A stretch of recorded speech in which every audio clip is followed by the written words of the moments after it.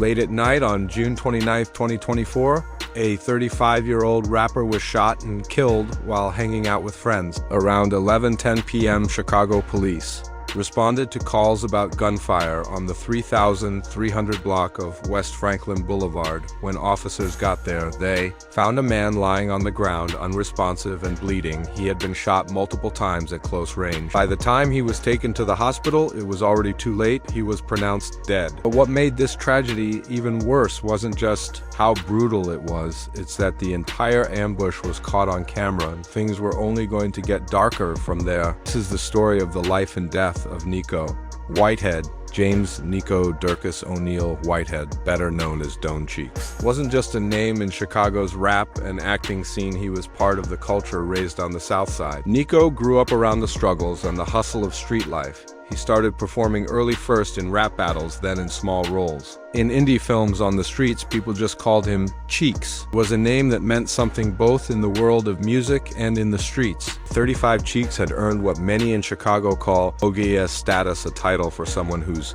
been through it all, survived, and earned real respect. But Nico wasn't just surviving, he was building something. He recently started working behind the scenes on short films, writing scripts, mentoring young rappers, and even promoting events. People close to him said he was tough but loyal. He spoke his mind, but always looked out for those around him. He had a quick wit and a big personality, but with street fame comes danger and shadows that never stayed too far behind. Gotta get back a motherfucker. Can't give these niggas advice on how to kill, cause they don't listen enough.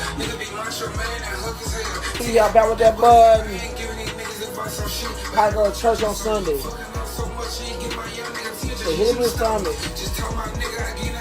Hey, do like lasagna. This guy gotta get that money. Know what time it is, man. Stay motivated. You hear me? I already know. That bread. Nico had run-ins with the law over the years and made some enemies both in business and on the streets. Even though he was trying to move into more legit work, some people said trouble still seemed to follow him. He was reportedly a father of two. A young son lovingly called Baby Nico, and a daughter believed to be in her early 20s. Even though big media outlets never really covered his story, Nico Whitehead was well known in the local scene. Blog posts, interviews, and word of mouth described him as a man deeply tied to the streets, but also reaching for something more through creative work. He had a background in music and appeared in street films and indie YouTube projects. One of his most recognized appearances was on Zack TV, a legendary Chicago platform known for covering drill culture and raw street stories.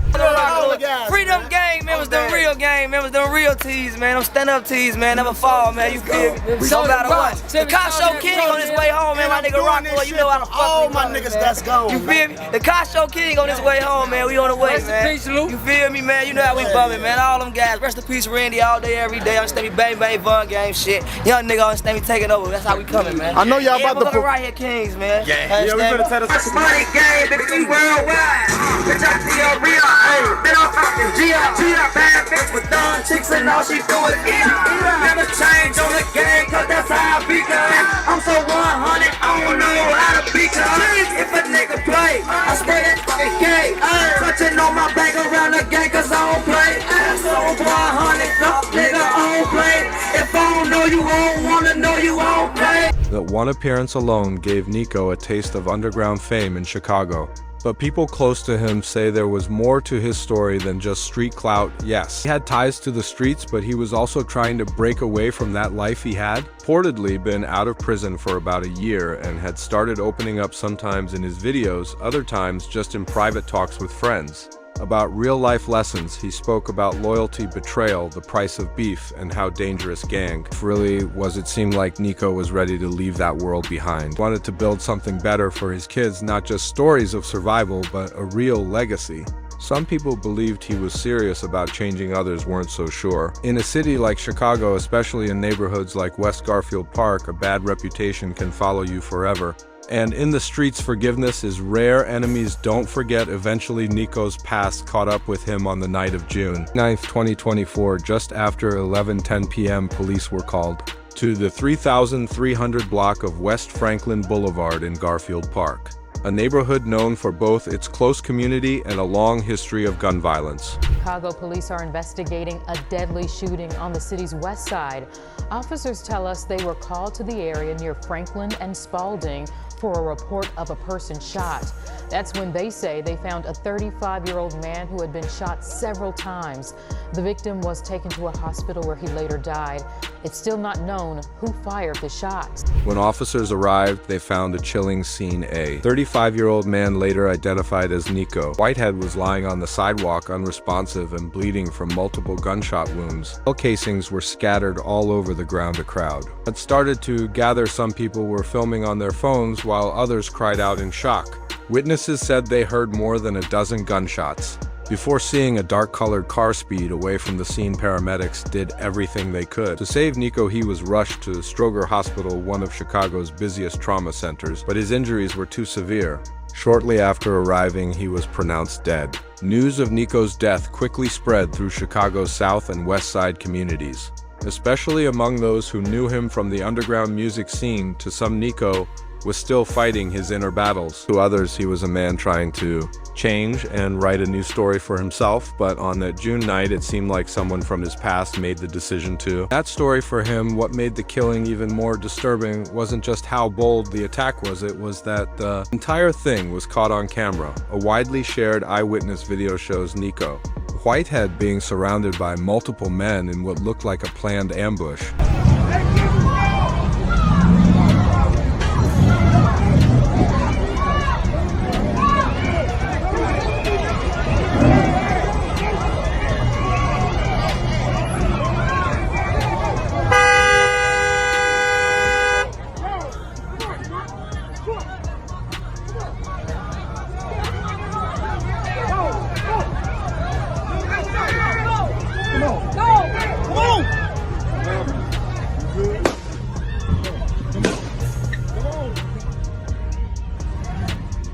In the video, one man hits Nico with a gun while the others move and Nico looks dazed and struggles to stay on his feet. He tries to fight back, but it's already too late. At least one of the men pulls out a gun and shoots him multiple times at close range. The bystander filming doesn't even flinch, almost like he knew what was about to happen. You can hear people screaming in the background, some too scared to help, others frozen, just recording in shock. But what happened on that street corner didn't stay there for long. The video quickly spread across social media, sparking outrage, sadness, and a flood of theories about who did it and why one thing stood out. This didn't look like a robbery. No one yelled, no one tried to grab anything, and no one ran it. Looked like a cold, calculated hit done in public, and possibly by people Nico once trusted. By the time police arrived, the attackers were gone. As of this recording, no arrests have been made and police haven't officially named any suspects, but on the streets and online people were already talking. Many believe this wasn't just a random act of violence. Some claim Nico was set up by his own people, possibly members of the Traveling Vice Lords, a gang with deep roots in Westside Chicago. Rumors spread fast. Word got out that Nico had recently been released from jail. Almost immediately, people started whispering that he had cooperated with the police, that he had snitched. And in that world, even a rumor like "that can be deadly." Friends said Nico had been laying low before his death. He was moving more carefully, staying out of sight. One source even said Nico told someone he felt something was coming, but he didn't know where it would come from. This it wasn't sloppy, it was clean, coordinated, and personal. And for all Nico's time in the streets, he may have known his time was running out. Just didn't know when. In one of his final posts on social media, Nico had even talked about getting snaked by people he once called homies. So-called friends, if I can kill my own enemies. 9 times out of 10, the ops ain't gonna kill shit. Be their own homies, snaked out. I peep that shit. Stay the fuck away from around. Fake ass niggas. As news of Nico Cheeks Whitehead's death spread across Chicago's West Side, the impact was felt immediately. His death hit the streets hard. Both law enforcement and the community launched investigations, one official, the other more quiet and street level, but just as serious. Within hours, 4 detectives with the Chicago Police Department classified the case as a homicide.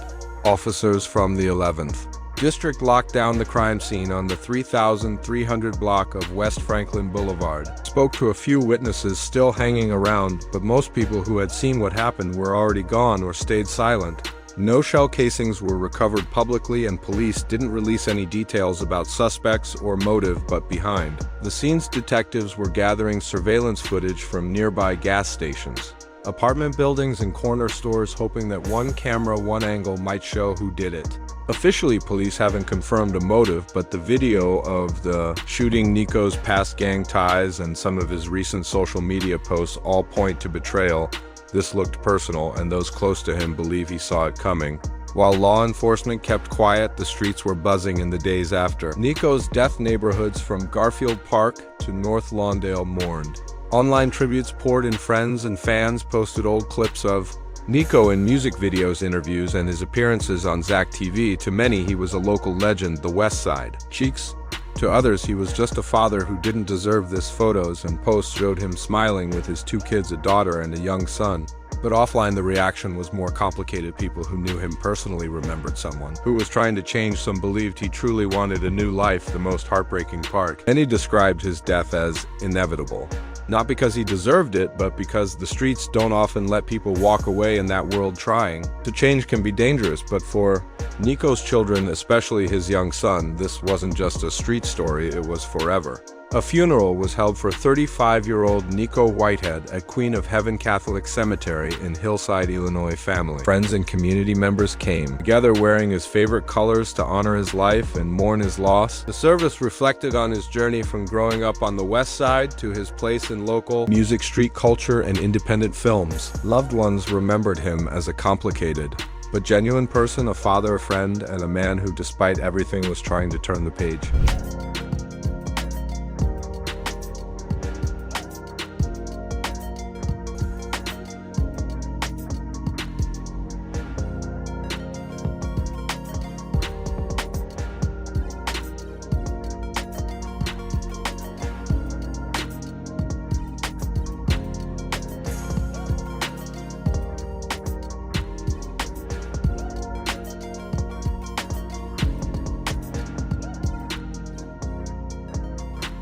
As candles were lit and prayers were whispered, the room was heavy with emotion. Some cried, others stood in silence, and many came together to support a family torn apart by violence. Nico's funeral was more than just a farewell. It was a powerful reminder of how brutal the streets can be and how every life lost leaves behind pain that lasts long after the final goodbye. Nico never made it to mainstream fame, but in his world he was known.